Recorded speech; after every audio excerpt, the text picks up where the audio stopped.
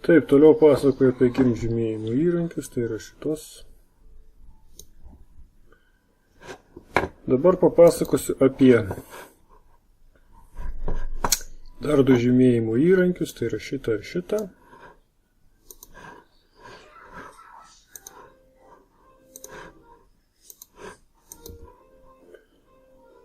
Neaiškus pažymėjimo įrankis pasirinkti vientisą regioną pagal bazinę spalvą ir pasirinkimo pagal spalvą įrankis pasirinkti panašių spalvų regionus. Taip. Ką dabar daro šitie įrankiai? Šitie įrankiai labai panašus. Skiriasi tik tai tuo, kad neaiškaus pažymėjimo įrankis, kurį dar vadina stebuklinga lazdele, bent jau anksčiau vadindavo, pažymės jums tik tai vieną regioną, tai yra, vaizdžiai tariant, vieną tašką ant pelėdos. O šitas įrankis pasirinkti pagal spalvą jums pažymės tą spalvą, kurioje jūs pasirinksite visoje nuotraukoje. Na, tai yra pažymėjo visą, kas jam pasirodė panašiai juoda kaip čia. Kontrolė A. Taip. Šitie įrankiai, kaip ir visi kiti, turi valdymo langą, kuriame matote pradžioje veiksena. Pirma veiksena, kuri visą laiką pasižymė pagal nutylėjimą, pakeisi dabar pažymėtą sritį. Tai yra reiškia, kad jūs pažymėjote kažkokią sritį, kai jūs pažymėsite kitą, jinai pakeis prieš tai pažymėtą. Taip pat galite pasikeisti veiseną, pridėti prie dabar pažymėtos srities. Tai yra, jūs pažymėjote sritį vieną, pažymėsite antrą, trečią, ketvirtą ir galite susižymėti visus burbulus. Ctrl A. Atkreipiu jūsų dėmesį. Jeigu norite pridėti prie pažymėtos srities, tai pirma reikia kažką pažymėti, kad būtų prie ko pridėti. Nes matot šitą veiksena, jeigu ją taip įjungti iš pradžių šitą veiksena, pridėtų prie pažymėtos srities. Na, tiesiog neturi prie ko pridėti. Todėl pirmą žymite pirmą veiksena, kažką tai pasižymite, o paskui jau prie to kažko galite pridėti kitas. Taip. Tas pats ir su pasirinkimo pagal spalvą įrankiu, tik tai jisai jums pažymės ne atskirus taškus, o atskiras spalvas. Tai yra, pavyzdžiui, jūs pasižymite, pavyzdžiui, juodą ir užsidėję pasikeitę veiksena galite pasižymėti, pavyzdžiui, dar ir baltą. Taip. Ctrl A. Taip, ką mes čia matome žemiau? Žemiau matome, kad galite uždėti varnelę ant išlieti kraštus. Čia atsiranda spindulys 10 pikselių, kurį galite keisti. Šitas įrankis yra svarbus, tas valdymas šito įrankio.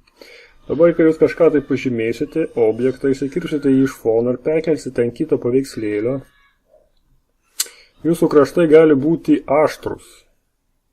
Ir tenai gali likti smulkių taškelių nuo kitos spalvos, todėl tai gali atrodyti nenatūraliai. Jeigu jūs išliesite kraštus, daugiau šansų, kad jūsų iškirtas objektas atrodys natūraliai. Žemiau matosi slengstis.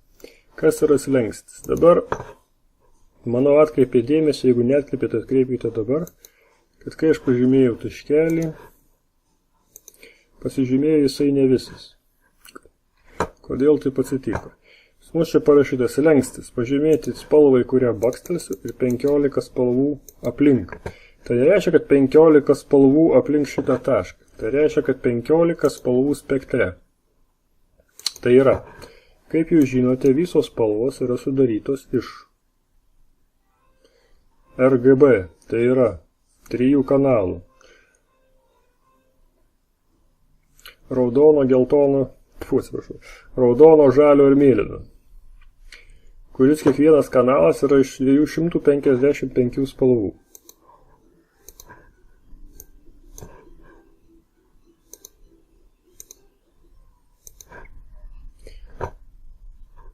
Kiekvienas kanalas iš 255 spalvų. 255 visiškai balta. Šitam gale nulis būtų visiškai juoda. Taip. Šiuo atveju mūsų paukščiukas stovi čia, tai čia yra 127 spalva.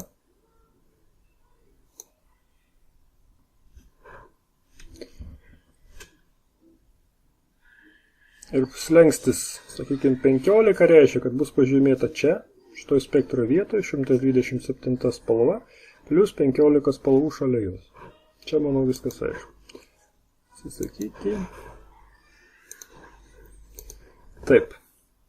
Dabar, jeigu jūs tą slenkstį pasididinsite, sakysim, slenkstį padarysite 67, tai atitinkamai bus pažymėtos, čia 59 man išėjo, bus pažymėtos 127 spalva, pavyzdžiui, ir 59 spalvos aplinkė. Taukšt. Va, dabar mano pažymėjo visą burbulą. Tai va. Su tuo, manau, viskas aišku. Sekantis įrankis lygiai taip pat. Tik tai tiek, kad jis jums pažymės spalvos. Bakstelim. Jos, taip, slengstis jos 17, pakelsim slengstį. Pažymėję 88 mums nei tvorą, nei įmietą. Atšauksim tą pažymėjimą. Pažiūrėsim, kas gausis. 45 ir kažkaip, ne, 45 jau geriau. Noriu taip, reguliuodami slenkščius ir visą kitą su šitais dviem įrankiais. Galimas daiktas gausite jūs tenkinantį rezultatą. Taip, apie šitos du įrankius tiek.